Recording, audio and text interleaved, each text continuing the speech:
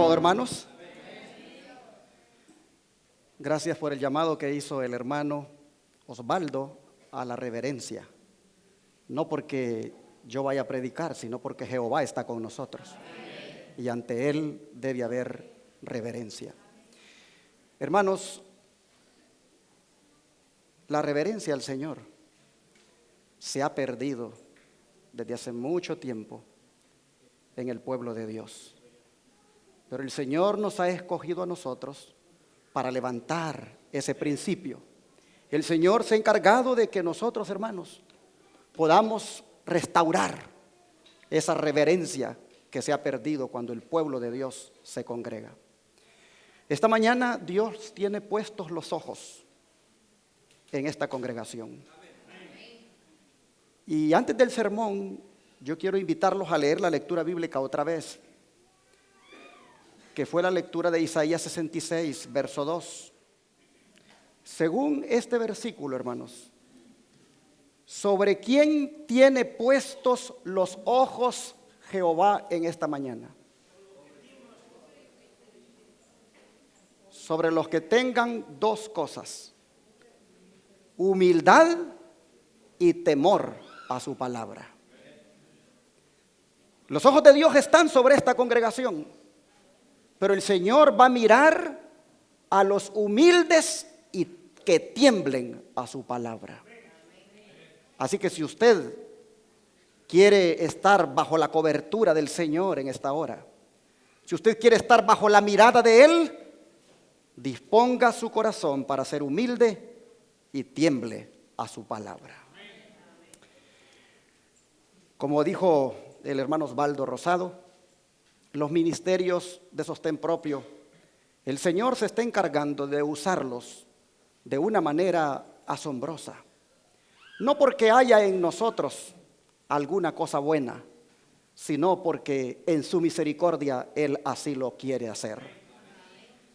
Y es admirable la obra que el Evangelio Eterno, con las iglesias que componen ese ministerio en la Florida y aquí en Oklahoma, es admirable la obra que están haciendo con esto de poner el mensaje por lo más alto, como es la prensa, la radio y la televisión. Digo que es admirable porque no es un ministerio rico financieramente hablando, pero el Señor se glorifica con esos hermanos, con lo poco que reciben para hacer grandes cosas para Dios. Y de alguna manera nosotros también en Dallas y en Houston, ha querido el Señor igualmente tomarnos para hacer una obra especial para esas grandes ciudades de Dallas y Houston y para el mundo a través de nuestro canal en el YouTube y en la página web. Ha sido también para nosotros asombroso la manera como Dios nos ha conducido hasta aquí como ministerio en Dallas y Houston. Un ministerio que siempre me gusta decirlo, trabaja con un déficit de $20,000 mensuales y viene trabajando desde hace 3 años así, fuera de presupuesto, y todavía Dios lo mantiene ahí parado haciendo esta obra. Y esto, hermanos, me trae decirlo aquí, porque sé que aquí hay muchas personas que no son de la congregación de Dallas y Houston. Y hay muchos en el internet mirándonos. Y hay muchos en las pantallas también allá en Dallas y Houston mirándonos. Y también en la radio.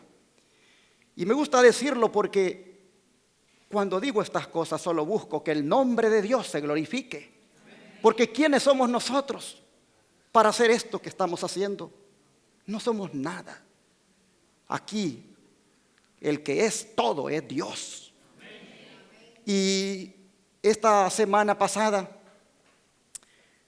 el Señor nos hizo a nosotros dar un paso de fe, porque aún viniendo ya trabajando fuera de presupuesto desde hace 2 o 3 años, hablando con el gerente general de TV Azteca y preguntándole solo por curiosidad si tenía un canal de televisión disponible en Houston para predicar el mensaje de los tres ángeles como lo hacemos en Dallas, me encuentro con que me dice, sí, tenemos un canal y se lo ponemos a la disposición de ustedes, y más barato que el de Dallas.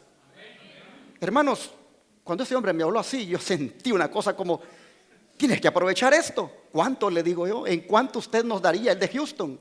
Hermanos, Houston es la cuarta ciudad más grande de los Estados Unidos, mucho más grande que Dallas. Y le digo, y el canal es igual al de aquí, es full power como el de Dallas, igual que Univision. ¿Y en cuánto nos lo daría? Y dice, se lo daría por 13,000 mensuales y 12,000 los primeros 3 meses. Es más, me dice, si no le gusta los primeros 3 meses, déjelo. Hermanos, le dije, le hablo después. Hermanos, le pedí a Dios que me pusiera la convicción de que teníamos que agarrar ese canal, aún a sabiendas que no hay dinero, aún a sabiendas que venimos hace 2 o 3 años fuera de presupuesto. Y el Señor, hermanos, me pone aquello que dice, agárralo, agárralo. No tienes el dinero, pero tienes al Dios del dinero. Hermanos, me voy a la iglesia, se lo presento a la iglesia y les animo para que aceptemos el reto de Dios. Y un rotundo amén como el de ustedes me respaldó. Y así, hermanos, acabo de firmar ese contrato sin dinero. Y Houston, Texas tiene canal de televisión las 24 horas, los 7 días de la semana, proclamando el mensaje de los tres ángeles. Salimos al aire este martes con algunas fallas técnicas, como siempre sucede. Pero el miércoles llamó un pentecostal y dice, oigan, ¿ustedes están en este canal de televisión? Este es un canal que yo lo he mirado, pero solo he visto otras cosas aquí. ¿Solo estuvieron hoy al aire o van a estar siempre? Y le digo, hermano, por la gracia de Dios, vamos a estar ahí hasta donde Dios quiera. Y vamos a estar las 24 horas. El hombre dijo, amén, dijo, qué bendición. Yo siempre había querido saber de los adventistas, dijo. ¿Dónde está la iglesia de ustedes aquí en Houston?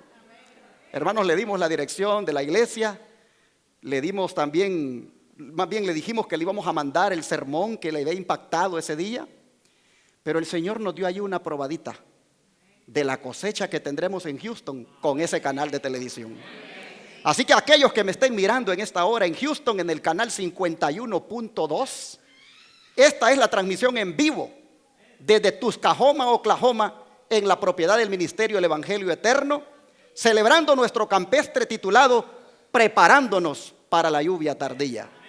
A todos los que nos están mirando en ese canal, queremos decirles que este es el canal Advenimiento TV, traído a ustedes por la gracia de Dios a través de la Iglesia Advenimiento del Séptimo Día, los Tres Ángeles. Les invitamos para que disfruten la transmisión las 24 horas del día para todo Houston en ese canal 51.2. Y para que no se me sientan tristes los de Dallas, aquí también les saludamos a los que están mirando el 55.7. Ahí también les decimos a ustedes, manténganse oyendo la voz de Dios para este tiempo del fin. Y a los que nos están escuchando en la radio, en la 990M, este es un programa en vivo traído desde las montañas de Oklahoma, en este campestre donde nos hemos congregado para prepararnos para la lluvia tardía. A todos los que nos están mirando en el internet, en el canal de YouTube, igualmente un saludo para todos en cualquier parte del mundo. Dios les bendiga. Este servidor, cuando lo invitan a predicar a otros lados, pues cuando voy pasando por las ciudades, a mí me da como una cosita de cómo vamos a amonestar estas ciudades. Cómo quisiera que así como ha abierto un canal de televisión en Dallas y Houston y al pastor Pérez se le abren oportunidades, cómo quisiera que en todas partes estuviera la verdad presente, hermanos, sonando pero certeramente esa trompeta. Y en esas invitaciones que me han hecho los hermanos de Madison en varias ocasiones, cuando he ido manejando y voy pasando por la ciudad de Nashville, Tennessee, siempre he dicho, ¿y esta ciudad quién la va a amonestar con el mensaje de los tres ángeles? He tratado de animar a los hermanitos de Madison, que están a 15 millas al norte de Nashville, a que inviertan los recursos que Dios les da en un programa de radio para que se proclame a todo lo alto la verdad. Y bueno, hasta ahora no se había logrado, pero siempre que he ido para allí, hermanos, el Señor me impresiona. Aquí debía haber un programa de radio. Lo más bonito fue la semana pasada. El sábado pasado estuve en Madison predicando, y cuando iba manejando, hermanos, hice una parada por allí en una ciudad, y allí entró una llamada de un hermano de la iglesia adventista de la conferencia. Y dice: pastor, yo estoy, dice, queriendo que este mensaje se predique, y no sé si a usted le interesaría, dice, predicar allí por el lado de Tennessee. Y le digo: hermano, yo siempre he querido que se predique en Tennessee, en alguna ciudad. Pues pastor, dice, me ofrecen un programa de radio de 1 hora los domingos en una radio mundana que se llama La Líder, en la ciudad de Knoxville, Tennessee, que abarca 5 condados. Y yo, dice, que viajo desde Dallas haciendo viajes en mi camión porque es troquero. Me impresiona el Señor para decirle a usted que tome posesión de esa hora y yo la voy a pagar, dice. Hermanos, ayer me mandaron el contrato. Lo voy a firmar el lunes, porque el domingo La Verdad Presente estará saliendo en Tennessee, en la radio Líder, en Knoxville y todas las ciudades aledañas.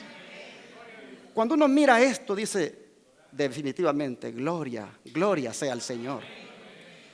Y ahora, pastor Pérez, voy a leer algo para usted y para mí. Lo voy a leer para él y para mí, pero escuchen todos ustedes lo que voy a leer.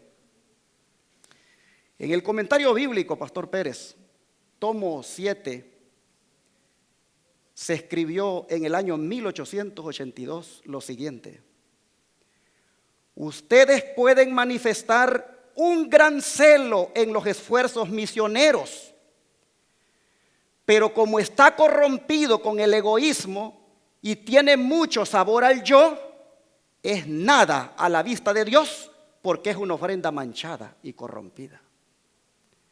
Esto le mandó a decir la hermana Guay a los líderes de la iglesia adventista en el año 1882, que hacían mucho evangelismo, se vanagloriaban de los logros obtenidos, pero hechos corrompidamente, dice, con el egoísmo y con mucho sabor al yo.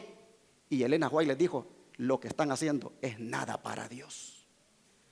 Y dije que se lo iba a leer al pastor Pérez y para mí, porque esto lo leí anoche apenas. Y pastor Pérez, el gran desafío suyo y mío es que todo lo que hacemos con nuestros hermanos, pues no vaya corrompido con ese egoísmo, ni que tenga sabor al yo, sino que tenga sabor a la sangre de Cristo Jesús. ¡Qué desafío! De lo contrario, dice que nada sería para Dios lo que hacemos, porque con sabor al yo, corrompido por el egoísmo, nada sirve. ¡Qué desafío! Por eso es que esta mañana me propongo con ustedes estudiar este tema, preparándonos para la lluvia tardía.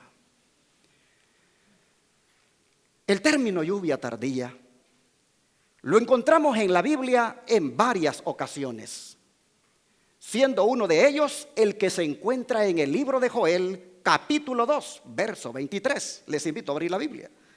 Libro de Joel, capítulo 2, verso 23. La palabra de Dios dice: vosotros también, hijos de Sión, alegraos y gozaos en Jehová vuestro Dios, porque os ha dado la primera lluvia a su tiempo, y hará descender sobre vosotros lluvia temprana y tardía como al principio. Estas fueron las palabras del profeta en el contexto de toda una devastación provocada por langostas y por una sequía que había causado todo un desastre a la nación de Israel. Estas palabras aparecen como buenas nuevas para un pueblo que creía que Dios lo había olvidado al estar experimentando aquel desastre. Joel les dice: alégrense. Alégrense porque el Señor va a volver a hacer que el ciclo de la lluvia sea una realidad. La lluvia caerá, como siempre, en la estación temprana y en la estación tardía. Y entonces les dice Joel, las eras volverán a ser llenas de trigo, dice el verso 24, y los lagares van a rebosar de vino y aceite. La bendición vendría de parte de Dios. Descendería la lluvia en su estación temprana y tardía.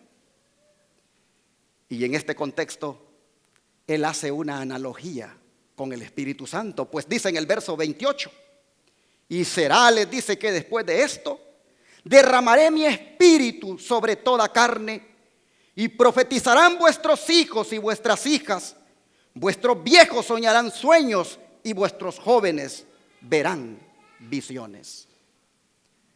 Hermanos y hermanas, si bien es cierto las palabras que hemos leído de Joel tuvieron esa aplicación literal, también tienen una aplicación figurada.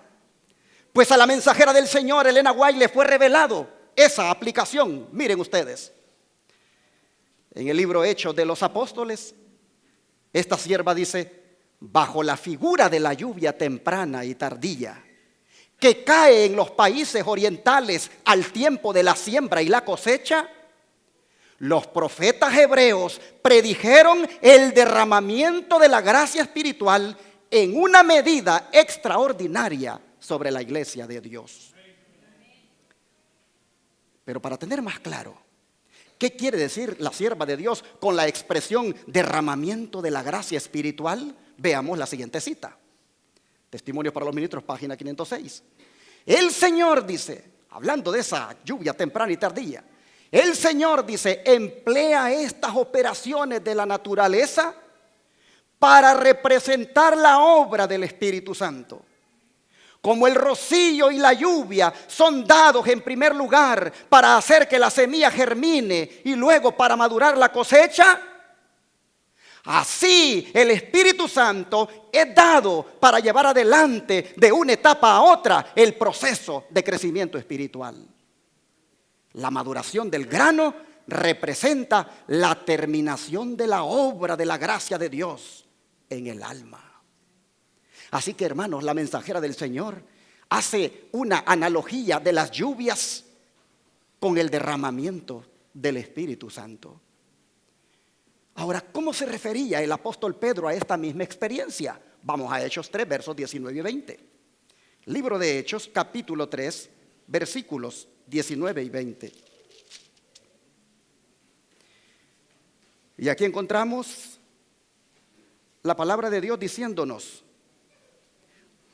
así que arrepentíos y convertíos para que sean borrados vuestros pecados, para que vengan tiempos de refrigerio de la presencia del Señor, y Él envíe a Jesucristo que os fue antes predicado. Interesante, hermanos. Pedro pone antes de la venida del Señor la llegada de los tiempos de refrigerio. ¿Qué significan estos tiempos de refrigerio? Miremos lo que dice la mensajera del Señor, Elena White. El refrigerio, dice, ¿o qué cosa?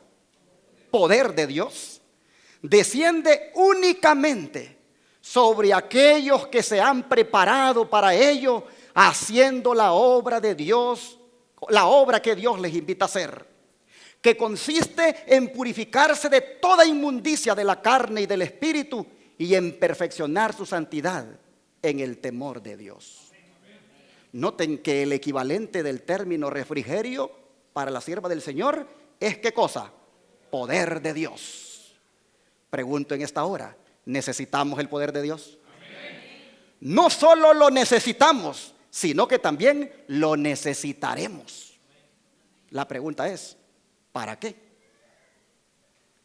Dice esta sierva del Señor, Ellen White: si tenéis, dice, una sensación de necesidad en el alma, si sentís hambre y sed de justicia, Es evidencia de que Cristo está obrando en vuestro corazón para que lo busquéis a fin de hacer por vosotros, mediante el don de su Espíritu Santo, las cosas que os es imposible hacer por vosotros mismos.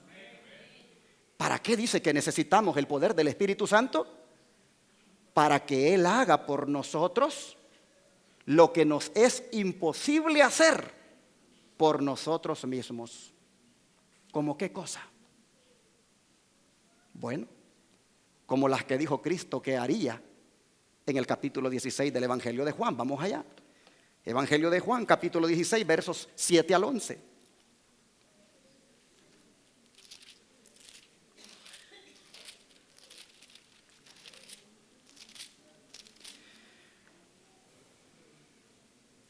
Y aquí encontramos la palabra del Señor diciéndonos: mas yo os digo la verdad, os es necesario que yo me vaya, porque si no me fuera, el Consolador no vendría a vosotros. Mas si me fuere, os lo enviaré. Y cuando Él venga, convencerá al mundo de pecado, de justicia y de juicio.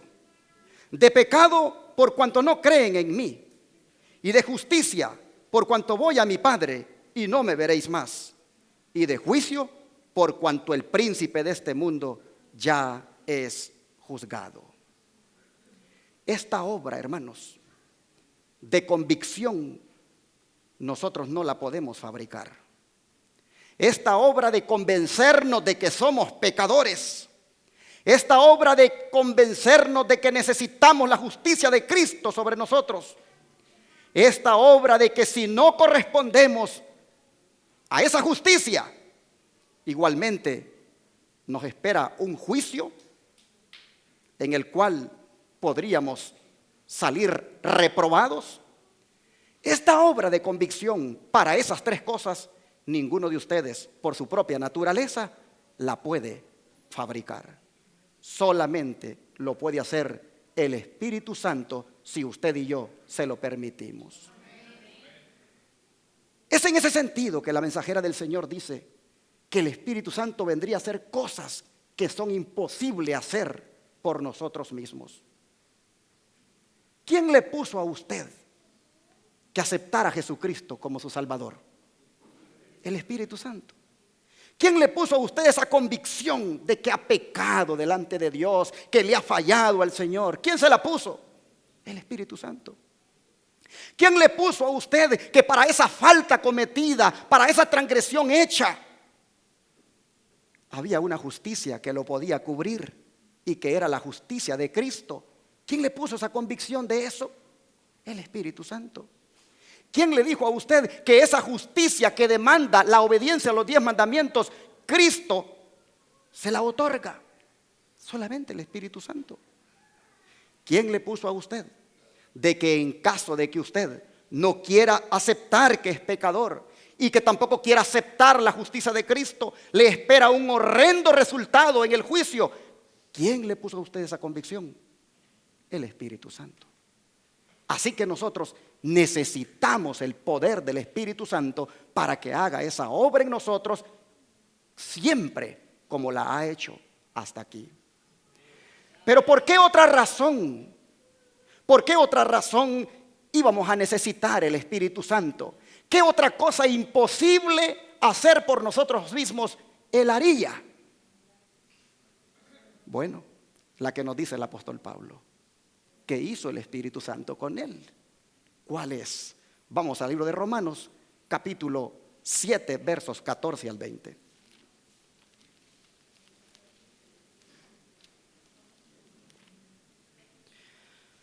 Romanos 7, versos 14 al 20. Nosotros encontramos aquí a Pablo en un conflicto pero muy difícil de resolver humanamente. Sabemos, dice Pablo, que la ley es espiritual, pero yo soy carnal, vendido bajo el pecado. Pues lo que hago no lo entiendo, pues no hago lo que quiero, sino lo que aborrezco, eso hago. Pregunto yo, ¿se parece Pablo a nosotros aquí? Sí. ¿Cuántas veces nosotros no queremos desobedecer los mandamientos y tristemente es lo primero que hacemos? Bueno, Pablo sigue diciendo en el verso 16, y si lo que no quiero eso hago, apruebo que la ley es buena. De manera dice que ya no soy yo quien lo hace, sino el pecado que mora en mí. Y yo sé que en mí, esto es, en mi carne no mora el bien, pues el querer está en mí, pero el hacer el bien no. Porque no hago el bien que quiero, sino el mal que no quiero, esto hago. Hermanos, interesante que dice Pablo en el verso 20, y si hago lo que no quiero, ya no soy yo quien lo hace, sino el pecado que mora en mí. Haciendo el análisis de su realidad cristiana, él encuentra entonces que está metido en un conflicto entre dos leyes. En el verso 22 y 23, 21 y 22, perdón, dice: hallo pues esta ley, que cuando quiero hacer el bien, el mal está en mí. Porque según el hombre interior, me deleito en la ley de Dios. 23, mas veo otra ley en mis miembros, que se revela contra la ley de mi mente, y me lleva cautivo a la ley del pecado que está en mis miembros. Y cuando él entonces mira, hermanos, ese conflicto en el que se encuentra entre las dos leyes, la ley de los 10 mandamientos por un lado y la ley del pecado por otro lado, él entonces expresa un grito desesperado en el verso 24. Y en el verso 24 él dice: miserable de mí, ¿quién me librará de este cuerpo de muerte? ¿Saben qué estaba pasando aquí, hermanos, con Pablo? Aquí, hermanos, estaba la obra de Dios abatiendo en el polvo la gloria del hombre. Porque Pablo era un hombre que se gloriaba de muchas cosas. Y el Señor ya le está abatiendo su gloria cuando dice: miserable de mí, ¿quién me va a librar de este cuerpo de muerte? Afortunadamente, hermanos, una tercera ley viene en ayuda de Pablo.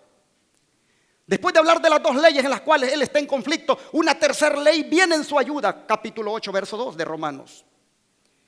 Y luego dice él: porque la ley, dice, del Espíritu de vida en Cristo Jesús me ha librado de la ley del pecado y de la muerte. ¿Quién vino en ayuda de Pablo, hermanos? El Espíritu Santo. La ley del Espíritu de vida. El Espíritu Santo vino como tercera ley para ayudarle a librarse de la ley del pecado. Así que nosotros podemos ver entonces cómo necesitamos al Espíritu Santo para que nos ayude a obtener victoria sobre el pecado. Bueno, mire lo que dice la sierva del Señor hablando de estas cosas.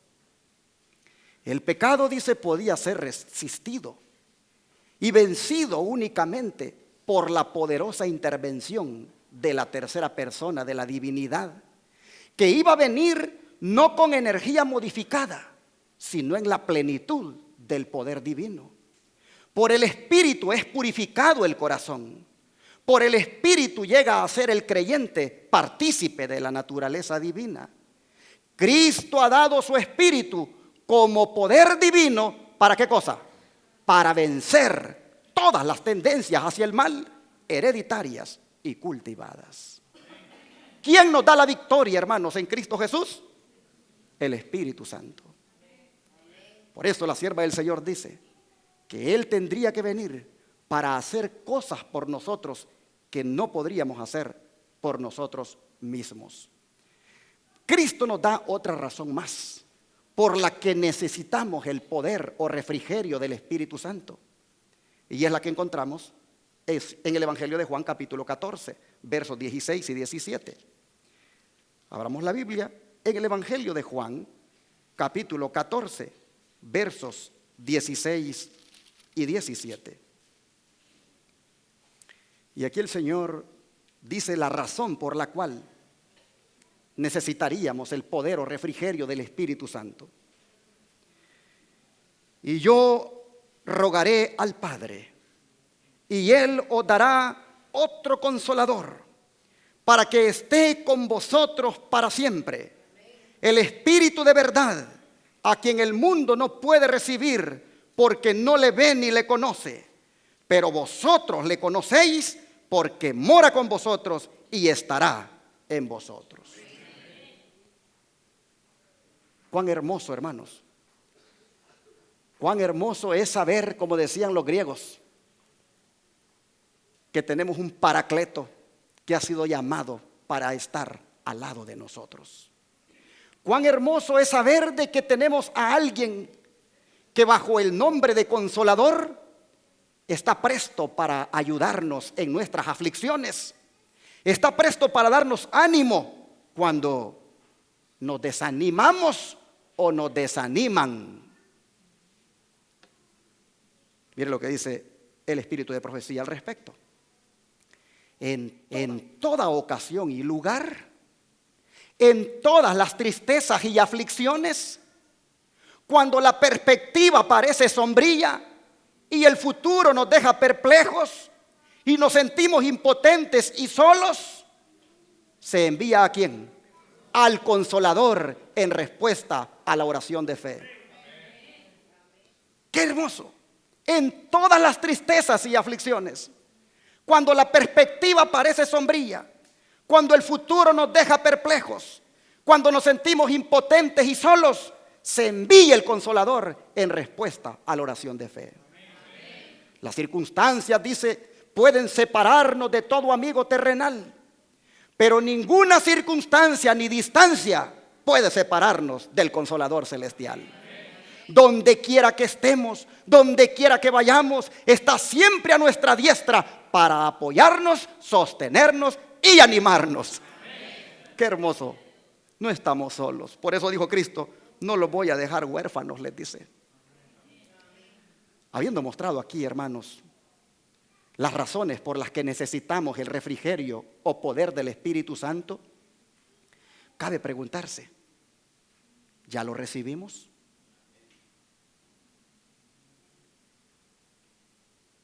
Vuelvo a repetir, habiendo visto hasta aquí las razones por las cuales necesitamos al Espíritu Santo, ¿ya lo recibimos? ¿Ya lo recibimos en su primera fase? Es decir, en la lluvia temprana. Porque solo los que estén experimentando la primera fase de esta lluvia podrán participar de la segunda, es decir, de la lluvia tardía. Y no me lo estoy inventando, mire lo que dice la sierva del Señor. Para nosotros, dice, las bendiciones recibidas bajo la lluvia temprana son necesarias hasta el fin. Sin embargo, ellas solas no serán suficientes. La gracia divina es necesaria al comienzo, a cada paso de nuestro avance, y solo ella puede completar la obra. Podemos estar seguros de que cuando el Espíritu Santo sea derramado, los que no recibieron y apreciaron la lluvia temprana no verán ni entenderán el valor de la lluvia tardía. De manera, mis hermanos, que desde el día en que nos bautizamos hasta hoy, nosotros debimos haber estado experimentando ya la lluvia temprana. No podemos estar pensando saltarnos a la segunda si no experimentamos la primera. Preguntémonos entonces, ¿cómo está nuestra vida en este momento? ¿Cómo está nuestra vida espiritual en este momento? ¿Está seca? ¿Parece huesos secos? ¿No tiene hojas? Es decir, no hay vida, no hay gozo ni pasión por Cristo. Si ese fuera el caso, hermanos, no estamos experimentando la lluvia temprana y por lo tanto no recibiremos la segunda. Y si fuera esta la realidad en tu vida, que estás seco espiritualmente, que has perdido el gozo, que te sientes hipócrita, que te sientes vacío, que sientes que no tienes vida, si ese fuera el caso, tú necesitas con urgencia pedirle al Señor que envíe a su Santo Espíritu en su primera fase en tu vida. y Él está más que dispuesto a mandártelo. Vamos a leer el libro de Lucas 11, versos 9 al 13. Evangelio de Lucas, capítulo 11, versos 9 al 13.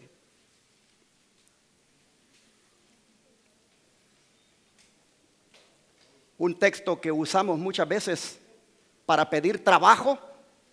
Un texto que usamos muchas veces para pedir sanidad por las enfermedades. Un texto que usamos muchas veces para que se resuelvan nuestros problemas materiales. Ahora lo vamos a presentar para lo que tal vez nunca lo usas. Vean los versículos 9 al 13 de Lucas 11. Y yo os digo, pedid y se os dará, buscad y hallaréis, llamad y se os abrirá. Porque todo aquel que pide recibe, y el que busca halla, y al que llama se le abrirá. ¿Y quién de vosotros, siendo padre, si su hijo le pide pan, le dará una piedra? O si pescado, en lugar de pescado, le dará una serpiente? O si le pide un huevo, le dará un escorpión. Pues si vosotros, siendo malos, sabéis dar buenas dádivas a vuestros hijos, ¿cuánto más vuestro Padre Celestial dará qué cosa? El Espíritu Santo a los que se lo pidan. Bonitos nos la hemos pasado usando en los textos estos para pedir que nos den un trabajo, para pedir que nos resuelvan los problemas, pero nunca para pedir, dame tu Santo Espíritu, Señor. Hermanos, el Espíritu Santo está disponible para nosotros. El Espíritu Santo quiere venir a nuestra vida. Solo es cosa de que lo pidamos. Pidamos la unción del Espíritu Santo, hermanos. Y toda la frialdad, todo el desánimo, toda la indiferencia se va a ir de nosotros. Porque cuando el Espíritu Santo viene a nuestra vida, hay gozo, hay paz, hay ganas de servir a Cristo. Pídanlo, dice el Señor. Pidan lo que el Padre está dispuesto a dárselos. Si los hombres malos, dice, le dan pan a sus hijos, le dan un huevo, le dan carne, y siendo malos, dice, ¿cuánto más, dice nuestro Padre, se lo va a dar el Espíritu Santo al que se lo pida? Miren lo que dice la sierva del Señor, el Nahuay, hablando de esto. ¿Por qué no tener hambre y sed del don del Espíritu? Puesto que es el medio por el cual hemos de recibir poder. ¿Por qué no hablamos de Él? Oramos por Él y predicamos acerca de Él. Todo obrero debiera solicitar a Dios el bautismo del Espíritu. ¿Cuántos obreros? Todos. Todos los que estamos aquí deberíamos solicitar a Dios el bautismo del Espíritu.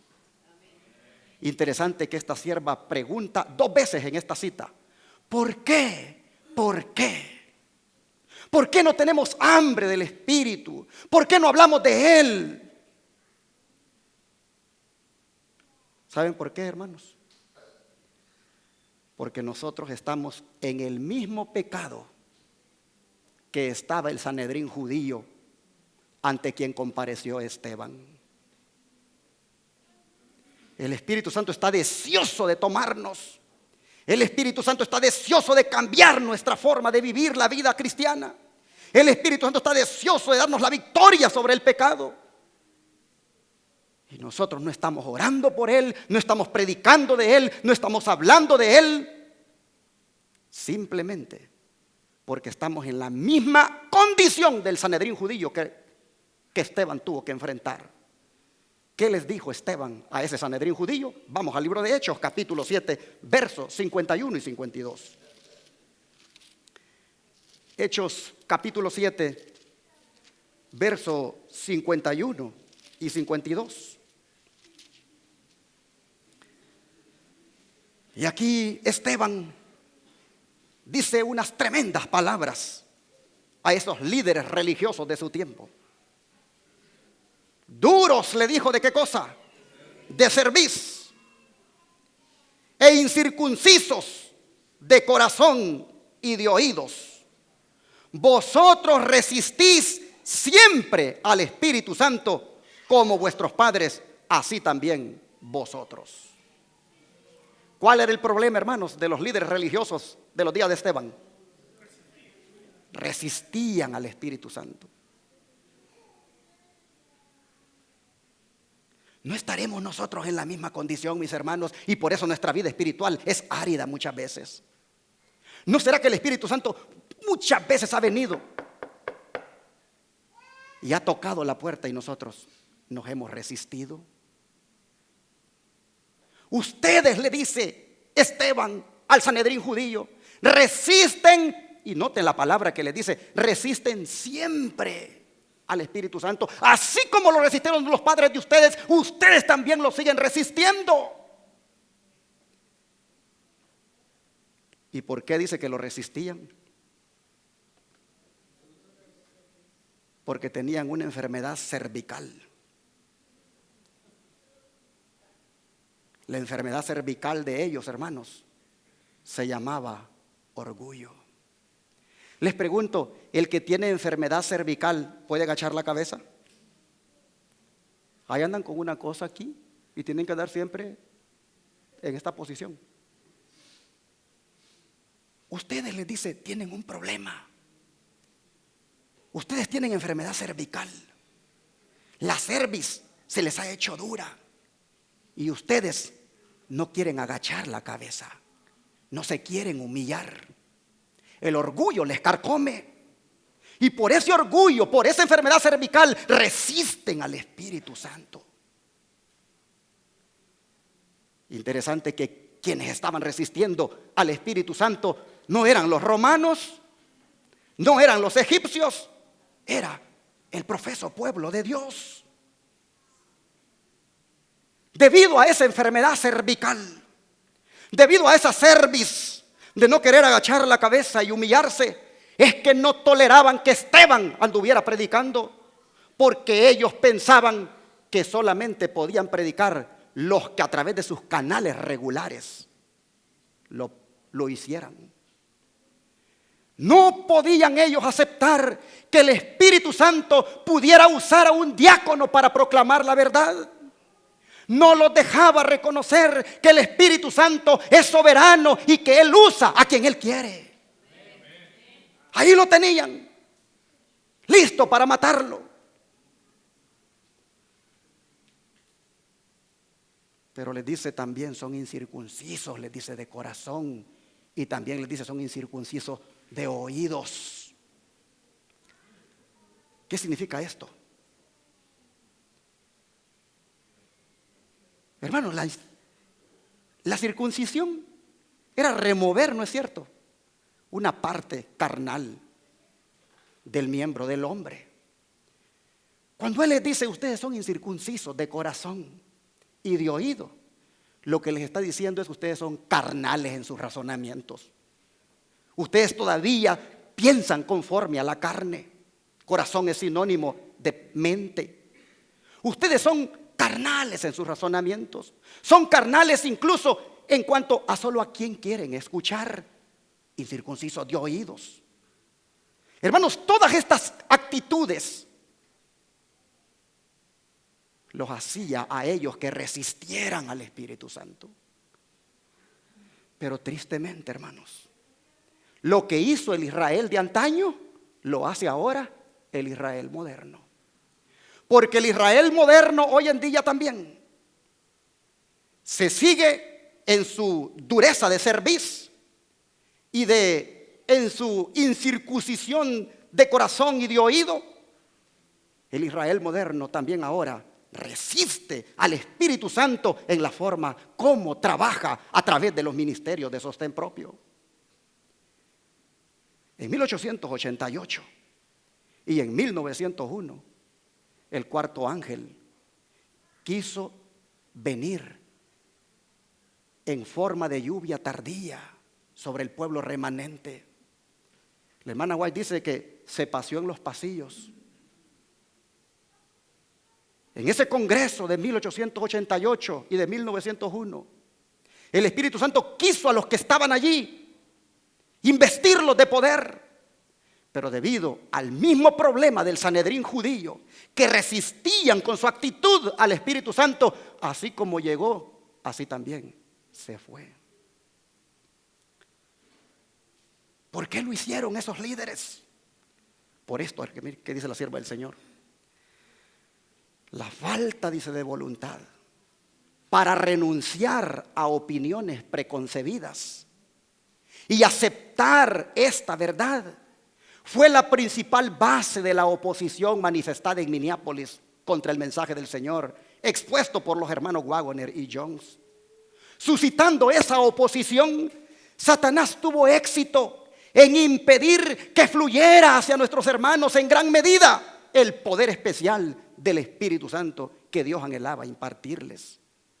El enemigo les impidió que obtuvieran esa eficiencia que pudiera haber sido suya para llevar la verdad al mundo, tal como los apóstoles la proclamaron después del día de Pentecostés. Pero ¿qué sucedió? Dice esta sierva. Fue resistida la luz que había de alumbrar a toda la tierra con su gloria. ¿De qué luz está hablando? La del cuarto ángel. Apocalipsis 18. Fue resistida la luz, dice, que ha de alumbrar a toda la tierra con su gloria, y en gran medida, dice, ha sido mantenida lejos del mundo por el proceder de nuestros propios hermanos. En otras palabras, mis hermanos, la lluvia tardía se hubiera derramado en 1888. ¿Pero por qué no se dio? Falta de voluntad y opiniones preconcebidas. ¿Cómo se le llama esto? Orgullo y prejuicios. Eso fue en 1888. El orgullo y los prejuicios que caracterizaron al Sanedrín judío ante quien Esteban compareció, aquí en 1888 le caracterizó otra vez al liderazgo del Israel moderno. Y por esa falta de voluntad, por ese orgullo y por ese prejuicio, el Espíritu Santo no se derramó. Pero en 1901 el Espíritu Santo viene otra vez. A ver si ahora pueden estar listos para investirlos de poder. Y encuentra los mismos obstáculos. Vean lo que la sierva del Señor dice acerca del Congreso de 1901. Cierto mediodía, dice, estaba escribiendo sobre la obra que podría haberse hecho en el último Congreso de la Asociación General, 1901. Si los hombres, dicen, cargos de confianza hubieran seguido la voluntad y el camino de Dios. Aquellos que habían tenido gran luz no habían caminado en ella. La reunión terminó y no se había efectuado un cambio de actitud. Miren el mismo problema. Los hombres, dice, ¿qué cosa? No se humillaron ante el Señor como deberían haberlo hecho, y el Espíritu Santo no fue impartido. Una vez más, mis hermanos, los ministros y delegados de aquel Congreso todavía manifestaban el mismo defecto de carácter: orgullo, falta de humildad. Mire lo que sigue diciendo la sierva del Señor. Procuré ver, dice, la humildad de corazón que debiera siempre asentar como una vestimenta apropiada sobre nuestros ministros. ¿Pero qué cosa? No la llevaban. Busqué el amor profundo por las almas que el maestro dijo que debían poseer, pero no lo tenían. Quise escuchar las oraciones fervorosas ofrecidas con lágrimas y angustia de corazón en favor de los impenitentes e incrédulos en sus propios hogares y en la iglesia, pero no se escuchaba, dice, ninguna de esas oraciones. Y sigue diciendo, quise escuchar las plegarias hechas en demostración del Espíritu, pero faltaban. Busqué a los portadores de cargas que en un tiempo como este debieran estar llorando entre la entrada y el altar, diciendo, perdona, oh Jehová, tu pueblo, y no entregues al oprobio tu heredad. Pero yo no escuché semejantes súplicas. Unos pocos, dice, que son fervientes y humildes, buscaban al Señor. En algunas de estas reuniones, dice, 1 o 2 ministros sentían su responsabilidad y estaban sobrecargados como carretas bajo el peso de las gavillas. Pero la mayoría de los ministros no tenían más conciencia de la santidad de su obra que los niños. Pregunto yo, ¿han cambiado las cosas? Si en 1901 la iglesia adventista estaba en esta condición, ¿será que hoy, en el 2017, ha cambiado? Perdónenme, hermanos adventistas, los amo en el nombre de Cristo Jesús. Soy tan adventista como ustedes, pero las cosas van de mal en peor. La misma enfermedad cervical que le caracterizó a la religión judía, le caracteriza hoy en día al Israel moderno.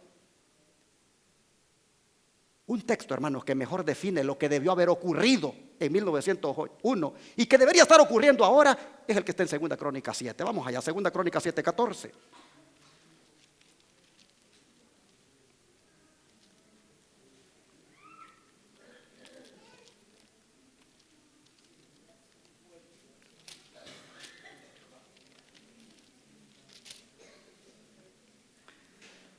Dice la palabra del Señor. 2 Crónicas 7:14.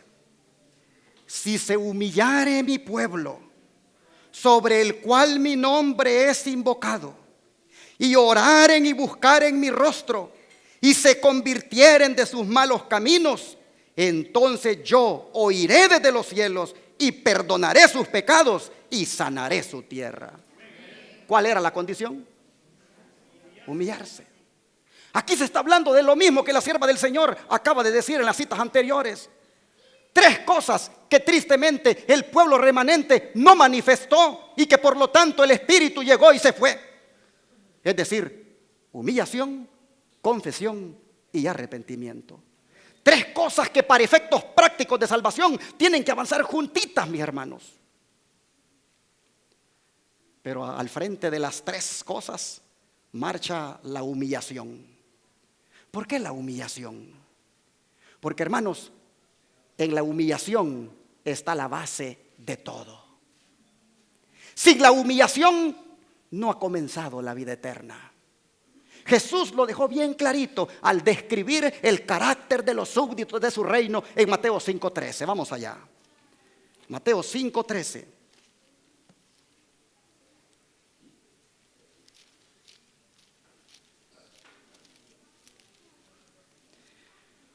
Dijo el Señor: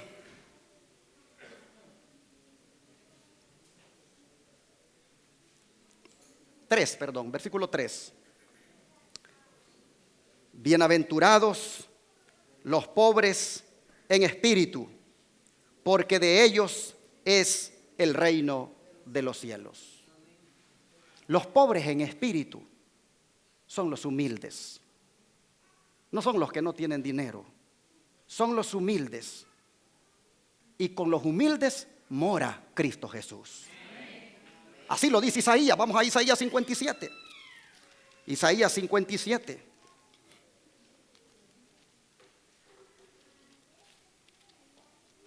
Isaías 57, versículo 15.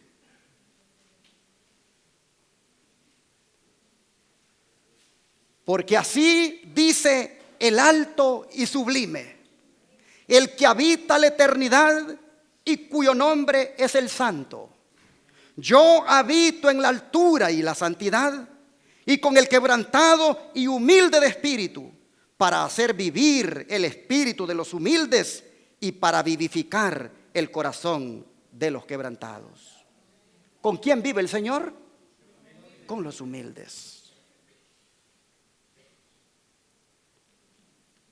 Pero ¿qué es la humildad, hermanos? La humildad es, como dije hace un rato, agachar la cabeza. El hombre natural le encuentra bien difícil hacer eso. El hombre natural es atizado constantemente por Satanás para que se mantenga siempre erguido y ver a la gente así con desprecio. El hombre natural, hermanos, no quiere agachar la cabeza, no quiere entrar por el camino de la humillación. ¿Y sabe usted por qué Satanás lo atiza para que se mantenga siempre erguido? Porque Satanás sabe que cuando el hombre agache la cabeza, él está perdiendo la guerra.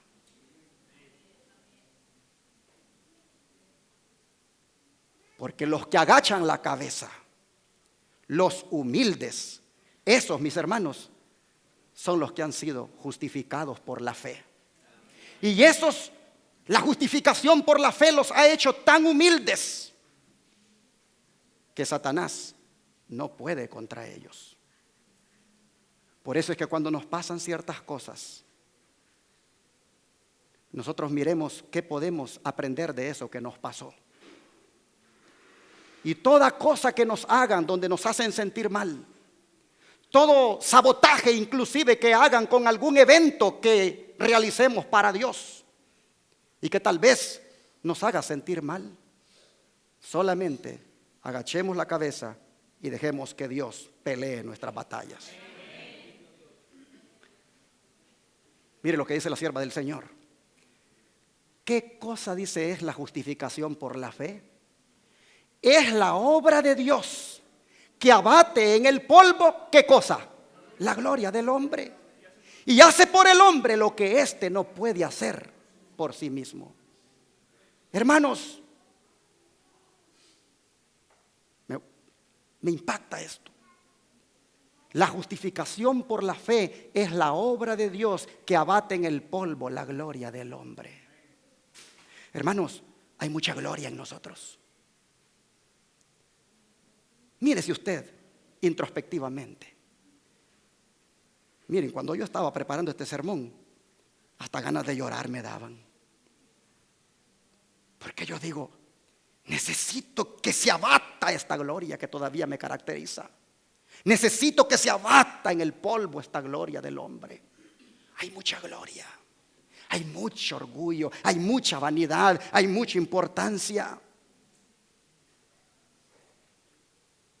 Por eso es que Satanás, cuando ve a un contrito y humilde de espíritu, él sabe que ya ha sido abatida su gloria y no puede hacer nada contra él, y sabe que tiene perdida la batalla contra ese cristiano.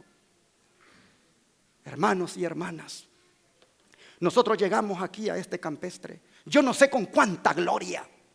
Gloria que nos hace ser pésimos con nuestros hijos. Gloria que nos hace ser pésimos con nuestras esposas. Gloria que nos hace ser respondones contra alguien. Oh, hermanos, el Señor quiere abatir nuestra gloria hoy. El Señor quiere abatir en el polvo nuestra gloria para que el Espíritu Santo se derrame. Por eso pusimos a este campestre preparándonos para la lluvia tardía. Porque la mejor manera de prepararse para la lluvia tardía es permitiéndole a la obra de Dios que abata en el polvo nuestra propia gloria. Hay mucha gloria humana y eso nos está llevando a la altivez, y de seguir por ese camino la lluvia tardía no va a caer sobre nosotros, mis hermanos, porque esa lluvia cae para ser humilde al que la recibe. Mire lo que dice la sierva del Señor.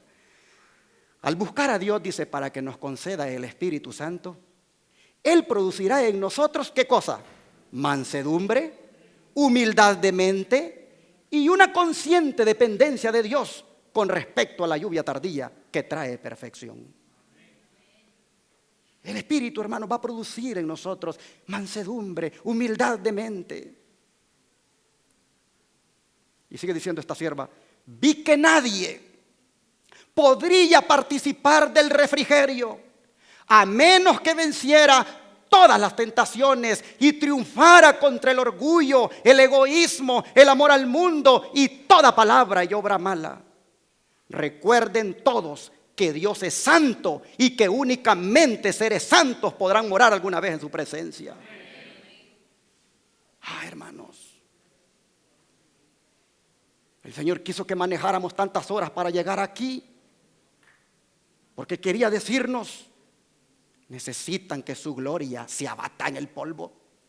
Necesitan deponer el orgullo. Necesitan no repetir lo mismo que el Israel moderno y que el Israel antiguo. Necesitan, como pueblo remanente, ser un pueblo humilde y sencillo delante del Señor. Hay mucha gloria todavía en los ministerios de sostén propio. Hay mucha gloria. Si la hay en el Israel moderno organizado, la hay también en los ministerios de sostén propio. Porque muchos no hemos entendido que para que la lluvia tardía se derrame, tenemos que ser humildes delante de Dios. Es por falta de humildad que algunos no vinieron a este campestre y utilizan los púlpitos para hablar de eso. Pero tristemente en la práctica dejan mucho que desear. La sierva del Señor ha dicho a los ministros, a los que lideramos una congregación: entren por la humildad, de lo contrario no verán la lluvia tardía. Oh, Pastor Pérez y los líderes que están aquí, qué gran carga esta, qué gran responsabilidad la que hay en nosotros. Nosotros los líderes somos los que podemos llevar a una congregación a la perdición. Bien dice el profeta: pueblo mío, los que te guían te engañan y tuercen tus caminos.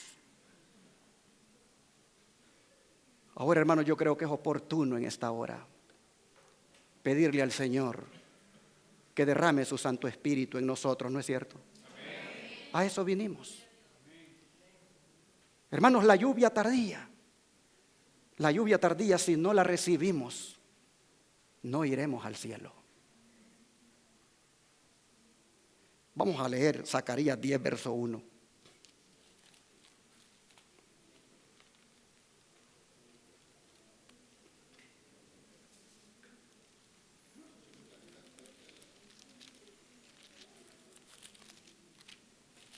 Zacarías 10, verso 1.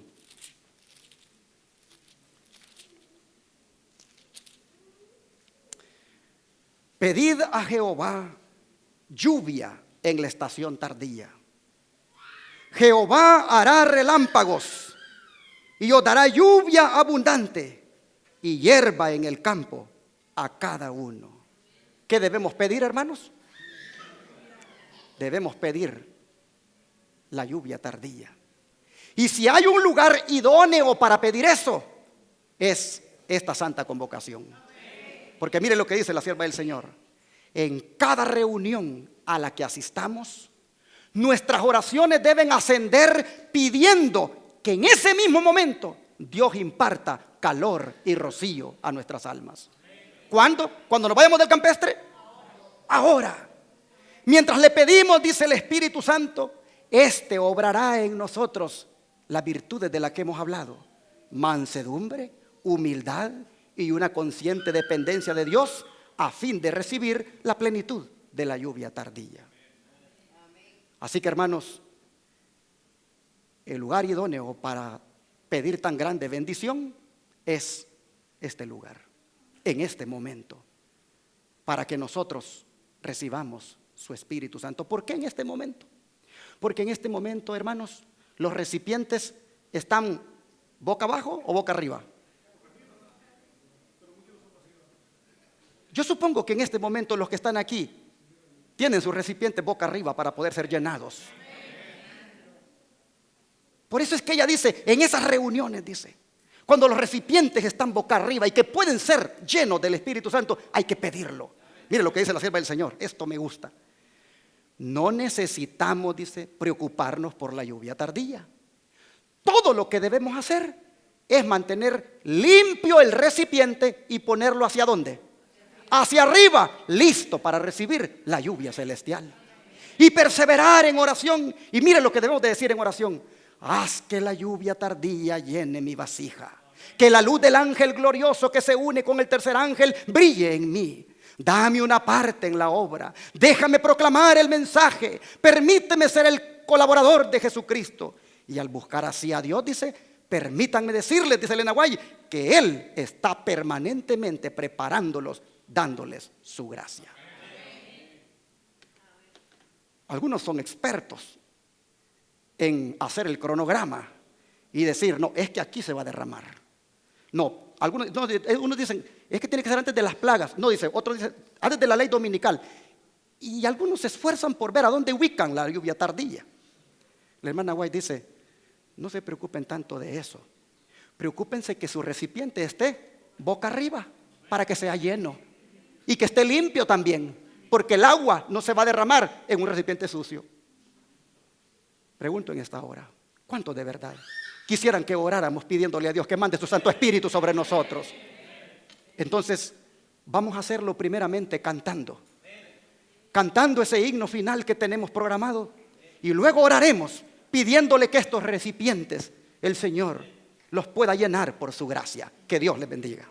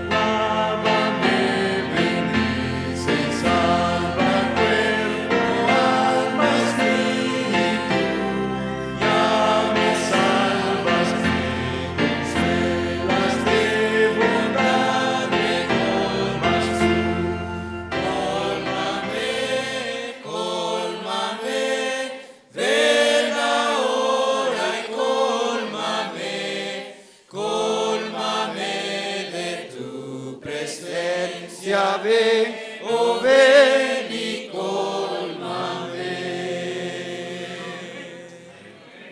¿Cuántos quieren ser llenos del Espíritu? Él quiere llenarnos.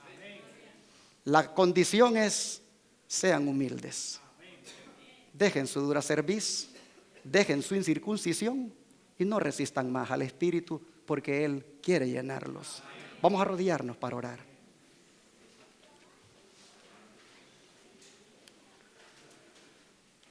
Oh Padre Celestial, ¿cuánto quieres que este pueblo esté preparado para bendecirlo?